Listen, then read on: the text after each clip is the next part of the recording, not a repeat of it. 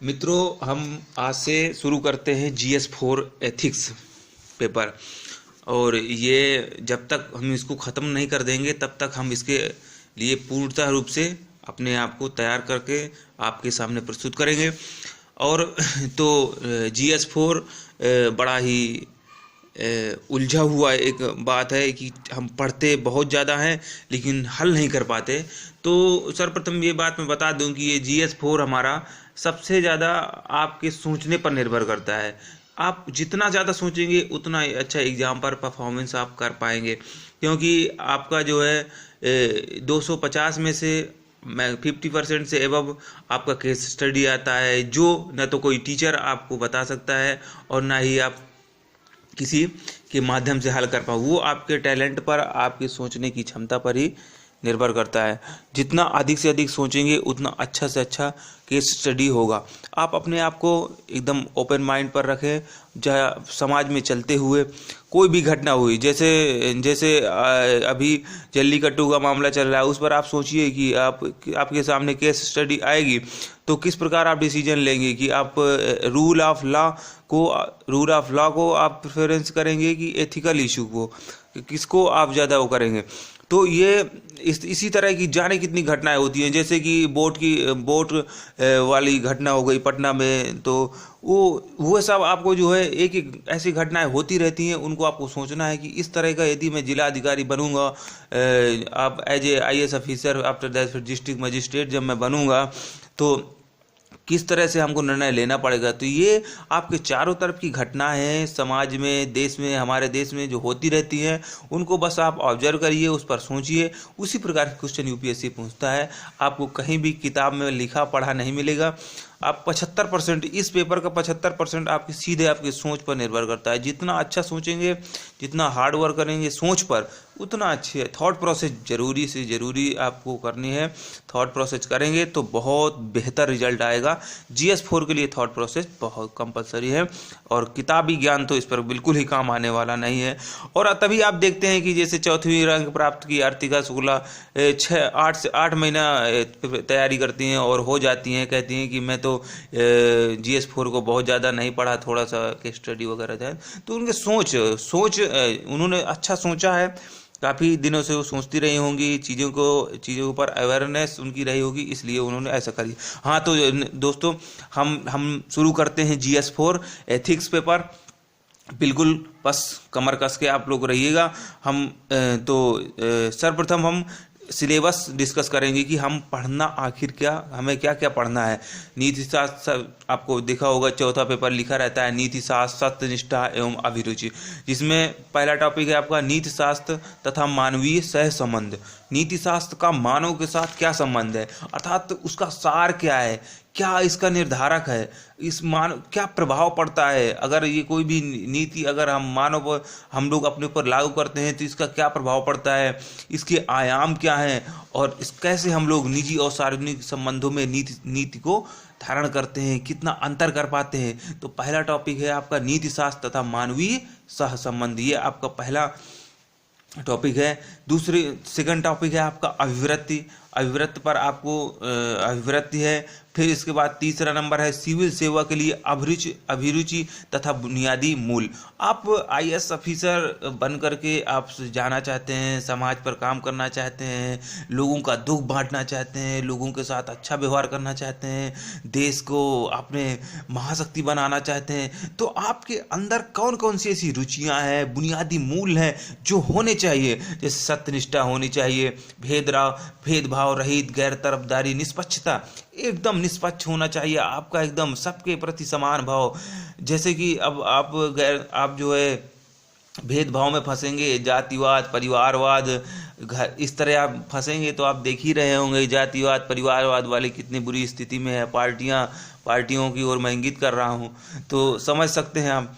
तो इस तरह से आपको एकदम भेदभाव रहित होना है, किसी से सब कोई सर्वधर्म समभाव, सबके साथ आपको समान व्यवहार करना है। इसी तरह से आपको गरीबों पर अच्छे से ध्यान देना है, महिलाओं पर, बच्चों पर, आपके ST SC लोगों के प्रति आपकी कितनी अच्छी भावनाएं होनी चाहिए। तो ये इस पर आपको डिस्कशन हम लोग करेंगे कि सिविल सेवा के लिए अभिरुचि तथा बुनियादी भूल, एक टॉपिक ये भी है। भावनात्मक समझ। उसके बाद एक आता है टॉपिक भावनात्मक समझ का। आप कितने इमोशनली हैं। आप ऐसा तो नहीं है कि आप गए हैं समस्या का समाधान खोजने, आप खुद एक समस्या बन करके वहाँ पर आ जाते हैं। जैसे कि किसी मान लीजिए कि 4 हत्याएं हो गई और आप डिस्ट्रिक्ट मजिस्ट्रेट को वहाँ जाना पड़ रहा है, तो आप पता चले वहाँ जाकर आप रोने पड़े लगे, तब क्या होगा। तो कितना आपको जो है इमोशनली होना है और कितना आपको, क्योंकि देखिए बिना भावनाओं के, यदि आप भावनाएं आपके अंदर नहीं है तब तो आप मशीन हो गए, और आपके अंदर बुद्धिमत्ता नहीं है तब तो आप जानवर हो गए। तो आपको दोनों चीज़ की ज़रूरत है, भावनाएं भी चाहिए, क्योंकि बिना भावनाओं के तो न तो प्रेम उत्पन्न होता है, ना ही करुणा और ना दया। तो आप फिर कैसे यूपीएससी में आईएएस ऑफिसर बन करके आप कैसे काम कर सकते हैं बिना करुणा प्रेम के। तो उसी प्रकार से ये भी जरूरी है, और भावनात्मक के साथ साथ आपको तार्किकता भी जरूरी होनी चाहिए। यदि अब मैं भारत का यदि मैं जो है सचिव बना, तो मैं किस तरह से अपने देश को पाकिस्तान या अन्य देशों के साथ संबंधों को ऊंचा उठाते हुए, तो वहाँ पर आपकी कूटनीतिक तार्किकता तो बिल्कुल दोनों को समावेश के साथ करना चाहिए। तो यहाँ पर आपको भावनात्मक समझ का एक टॉपिक जरूर से जरूर पढ़ना चाहिए, और हम लोग उसमें डिस्कशन करेंगे। यूपीएससी ने आशा भी किया है कि आप पढ़ेंगे। भारत तथा विश्व के, इसके बाद अगला टॉपिक है भारत तथा विश्व के नैतिक विचारकों तथा दार्शनिकों की योगदान, जिसमें आप में भारत और विश्व के, जैसे भारत में आपके गांधी जी, विभिन्न प्रकार के प्राचीन एंशिएंट इंडिया, मिडिवल इंडिया और मॉडर्न इंडिया के जितने भी आपके दार्शनिक रहे हैं, नैतिक विचारक रहे हुए हैं, उनको पढ़ेंगे। विश्व के भी पढ़ेंगे, जैसे आपने सुकरात, प्लेटो, अरस्तु, ये सब लोगों का नाम सुना होगा। इसके बाद बेंथम मिल, इस तरह के लोगों को आपको सुनना पड़ेगा, इन लोगों को जानना पड़ेगा, क्योंकि डायरेक्ट यूपीएससी सीधा क्वेश्चन, देखिए गांधी जी पर तो हर साल कहीं में कहीं क्वेश्चन आ ही जाता है। और इस तरह से जो है इन विचारकों पर जरूर से जरूर, क्योंकि यूपीएससी इन विचारकों से डायरेक्ट क्वेश्चन पूछ रही है, तो ये काफ़ी इंपॉर्टेंट टॉपिक है, इसको आप बिल्कुल अवॉइड नहीं कर सकते हैं, बिल्कुल पढ़ना पड़ेगा इसको। इसके बाद लोक प्रशासनों में लोक या सिविल सेवा मूल्य तथा नीति शास्त्र, अर्थात जब हम लोक प्रशासक के रूप में काम करेंगे तो सिविल सेवा मूल्य, कौन से ऐसे सिविल सेवा मूल्य होने चाहिए जिसका नीति शास्त्र से संबंध हो। ऐसा तो नहीं है कि आप कारपोरेट घराने से आप फ्री में पा रहे हैं, आपको गिफ्ट आ रहे हैं, तो आपको गिफ्ट नहीं लेना है, आपको डिसीजन लेना है कि भाई गिफ्ट नहीं लेंगे, क्योंकि गिफ्ट लेंगे तो हम आपके गुलाम हो सकते हैं, हो सकता है कि गुलाम हो जाए। तो आपको निर्णय लेना है, अर्थात वो आपको नीति शास्त्र जो है आईएएस आपको जो है डिस्ट्रिक्ट मजिस्ट्रेट की नौकरी करते समय आपको कौन कौन से नीति शास्त्र हैं जिनको आपको धारण करना चाहिए, इसमें पढ़ेंगे। शासन व्यवस्था में ईमानदारी, ये अगला टॉपिक है। इसके बाद शासन व्यवस्था में ईमानदारी, उससे जुड़े हुए जितने भी पहलू हैं उन पर हम लोग डिस्कशन करेंगे, और अंत में उपर्युक्त विषय पर सभी का केस स्टडी पर फोकस ज़्यादा करेंगे, कि आप देख रहे हैं कि 250 में से 130 नंबर की केस स्टडी आ रही है और 120 नंबर के थ्योरेटिकल पार्ट। तो आप ध्यान दीजिए, 130 देखिए, 130 नंबर की जो आ रहा है केस स्टडी, वो डायरेक्ट आपके खोपड़ा भेजा पर निर्भर करता है कि कितना अच्छा आप जो है कर सकते हैं। इसके बाद आपके जो है उसके बाद जो 120 नंबर का आ रहा है, तो आप देखेंगे कि आप सिंपल आता सिंपल है, लेकिन ज़रूरी इस बात की कि आपने उस पर एक बार चिंतन जरूर से जरूर किया हो। एक बार कर लिए होंगे तो ज़रूर हल कर पाएंगे, वरना आप रटाया लिखेंगे तो यूपीएससी शायद उसकी रिक्वायरमेंट नहीं करती है। तो आपसे डायरेक्ट पूछ लेता है कि प्रेम क्या है, क्रोध क्या है, तो ये कोई टीचर नहीं बता सकता है। सबकी परिभाषा, सबकी सोच अलग अलग, जितना अच्छा आप सोच लेंगे उतना अच्छा आप कर लेंगे। फिर तो मित्रों, ये रहा सिलेबस GS4 एथिक्स पेपर, आपका GS का चौथा पेपर है, और इस पर 250 नंबर का है, ये तो आप सब लोग जानते होंगे। और इस पर मैंने सिलेबस भी डिस्कस कर दिया कि क्या क्या हमको पढ़ना है। बिल्कुल पढ़ना है, 100% पढ़ना है, और 250 में बहुत अच्छे नंबर लाना है हमको, क्योंकि GS4 बहुत बड़ा रोल प्ले करता है आपकी सिलेक्शन में, और सिलेक्शन से ज़्यादा आपको टॉपर बनाने में। तो ये बिल्कुल ध्यान देना है। इसके बाद फिर हम लोग ये ज़रूर बता दें कि आपको कौन सी किताब पढ़नी है। तो किताब तो आप लोग क्रॉनिकल की ले सकते हैं, क्रॉनिकल की ले लीजिए, अच्छी चीज़ उसमें डाला गया है, अच्छा ठीक है।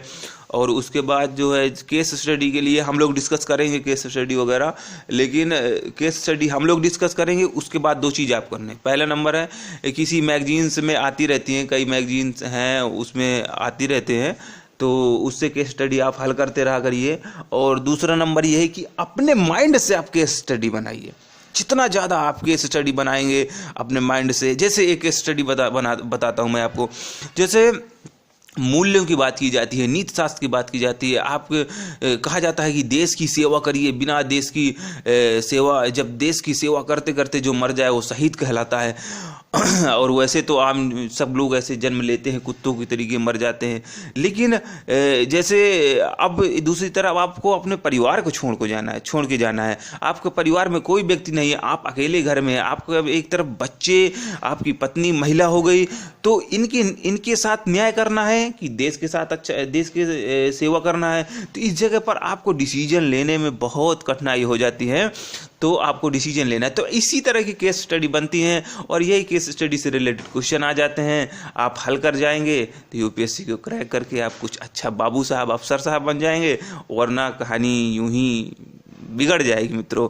तो बस सोच, आप देखिए मैं कितना सिंपल उदाहरण दिया आपको, तो इसी तरह आप सोचिए किस तरह से घटनाएं ये होती रहते हैं। अभी देखिए वीडियो जारी हुआ है, तो उस पर आपको सोचना चाहिए था कि ऐसा क्यों हो रहा है। तो ये हम लोग तो मूल्यों की बात करते हैं, हमें ज़रूरी है देश की सेवा करना, फिर इस तरह की कंडीशन में सेवा करना, और तो ये सब इस तरह बहुत सारी घटना है। आपको जैसे मथुरा में कुछ समय पहले वहाँ पे ऑपरेशन किया गया और वहाँ पे एसपी मार दिए गए, और तो ये सब घटनाएं होती रहती हैं, आपको ध्यान देना है, ठीक है।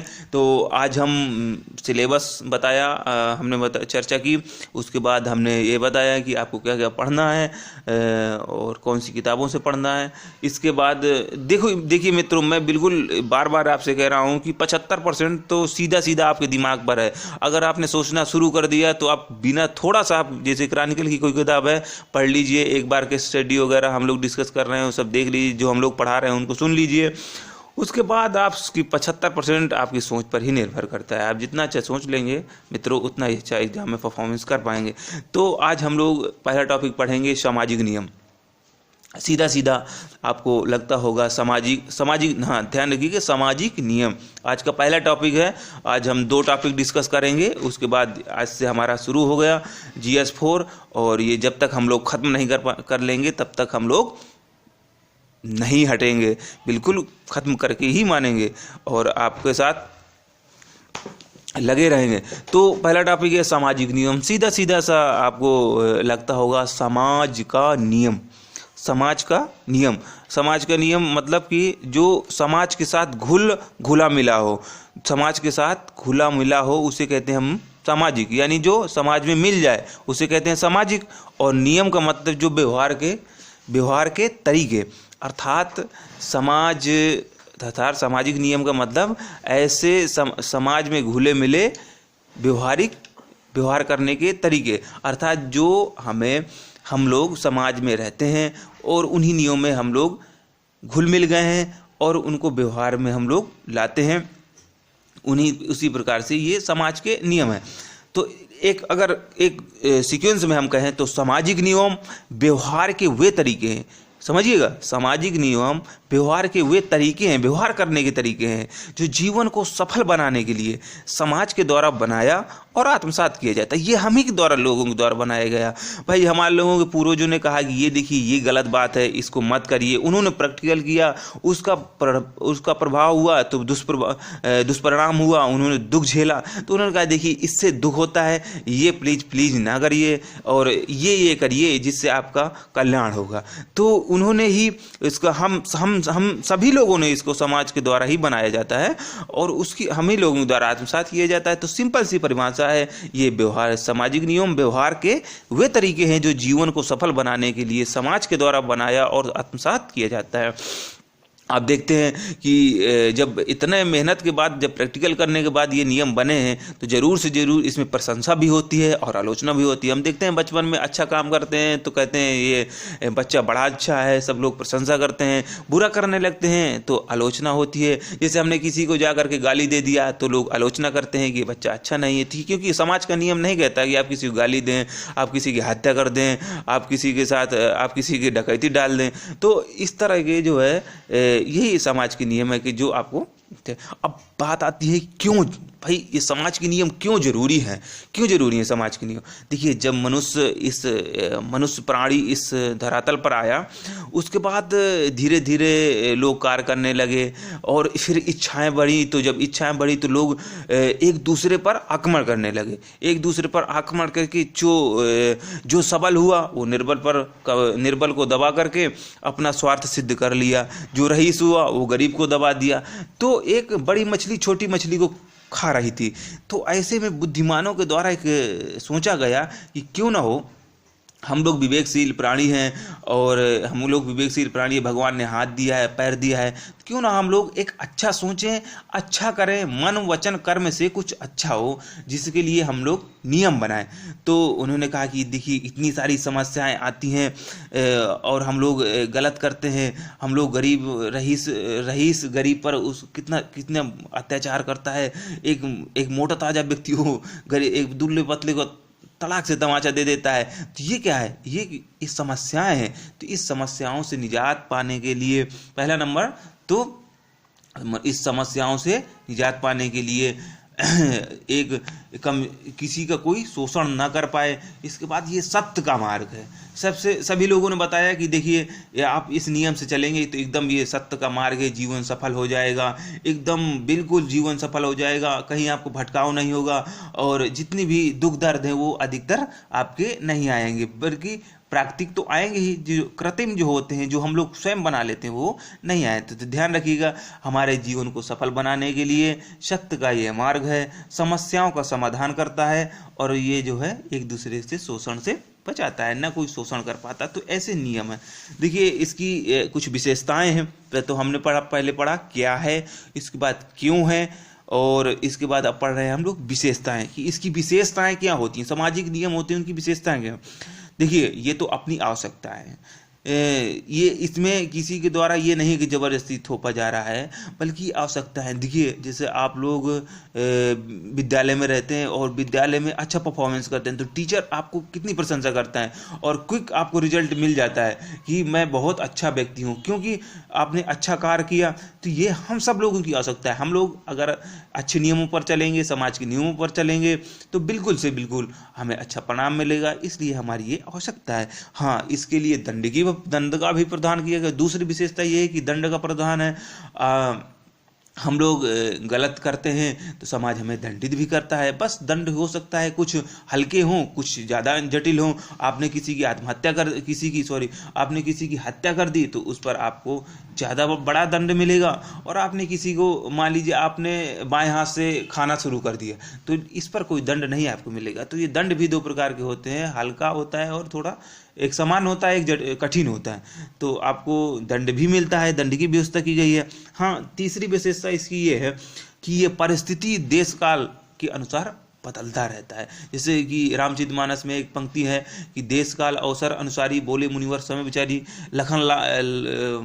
भगवान राम जी के छोटे भाई लक्ष्मण जी बहुत क्रोधित स्वभाव के थे, तो उनको गुरु विश्वामित्र जी ने कहा कि देखिए परेशान मत होइए, इतना ज़्यादा गुस्सा मत किया करिए, देश काल परिस्थिति के अनुसार हर चीज़ बदलती है, थोड़ा सा धैर्य रखा करिए। तो इसी प्रकार से इसकी एक विशेषता है कि समाज के जो नियम है वो देश काल परिस्थिति के अनुसार बदल जाते हैं। जैसे कि हम लोग गांव में जाते हैं तो गांव में प्रेम करना बिल्कुल बाप रे बाप, आपको समझिए कि आपकी तो हालत ही खस्ता हो जाएगी।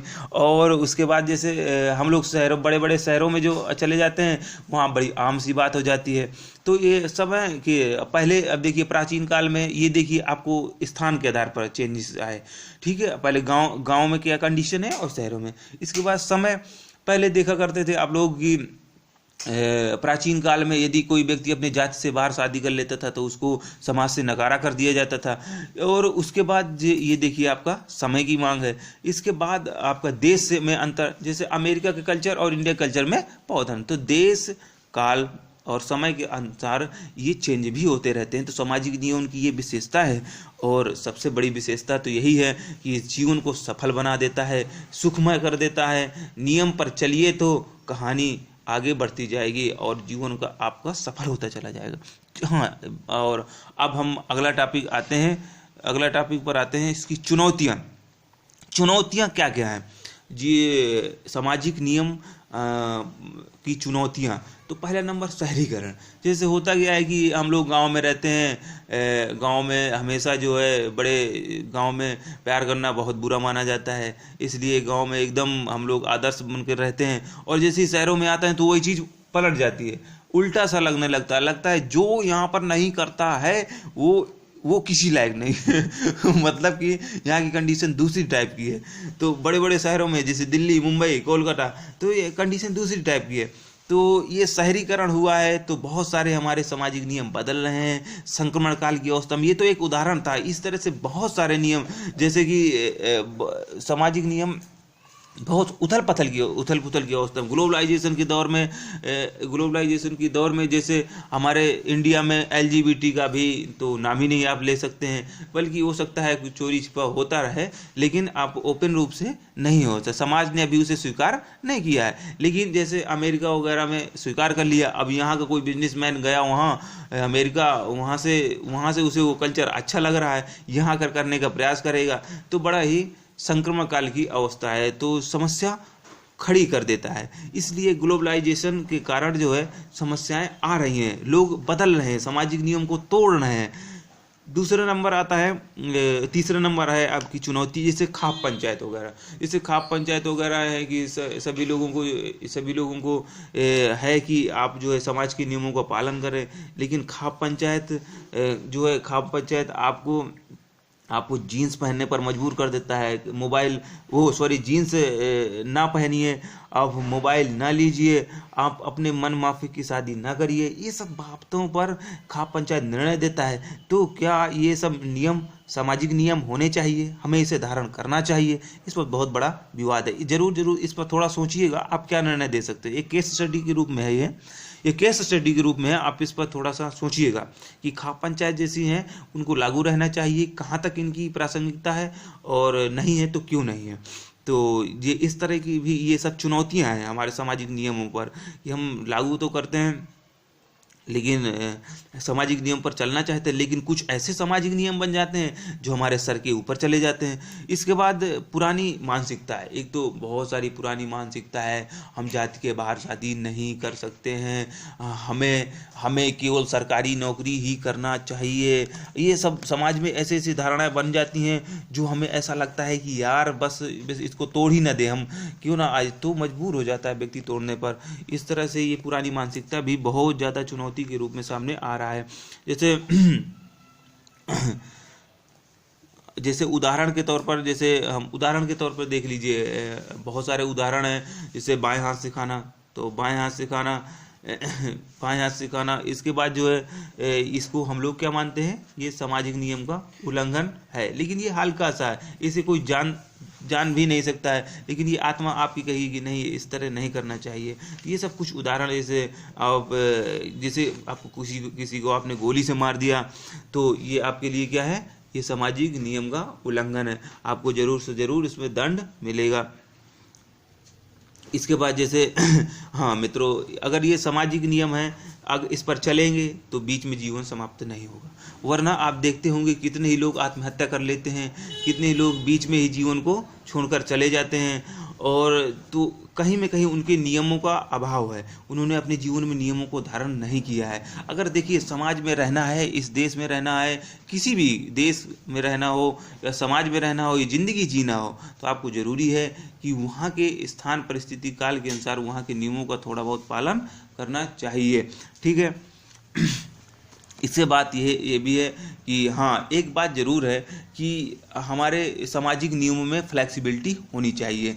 तो धीरे धीरे समाज बदलेगा, बदल रहा भी है और आगे चल के फ्लेक्सिबिलिटी आने लगेगी। पहले देखिए आज से 100 साल पहले क्या कंडीशन थी, आज क्या है, इसलिए समाज बदल रहा है, बदलेगा, फ्लेक्सिबिलिटी होनी चाहिए। ठीक है, इस तरह से ये हैं आपके सामाजिक नियम, जरूर से जरूर इन्हें धारण करिएगा, ये बेकार नहीं होते हैं, मम्मी पापा के कहना बिल्कुल माना करिएगा। समाज कहीं आज तो देखिए समाज में बहुत सारे ऐसे लोग, हम लोग ऐसे लोग देखते हैं जो बुरा सिखाते हैं, ये भी नहीं कहते हैं कि ये मत करो ऐसा। पहले आप देखा करते थे, पहले लोग भले ही घर में लड़ाई आपस में हुआ करती थी, लेकिन बच्चों को जरूर डांट कर रखा करते थे कि नहीं ये सब नहीं करना है। और कहीं देख लेते थे तो लोग एक दूसरे से कहते थे, कहीं देख लेते थे लोग तो घर में जाके बता देते थे, देखिए आपको बच्चा यहाँ गलत स्थिति में पाया गया।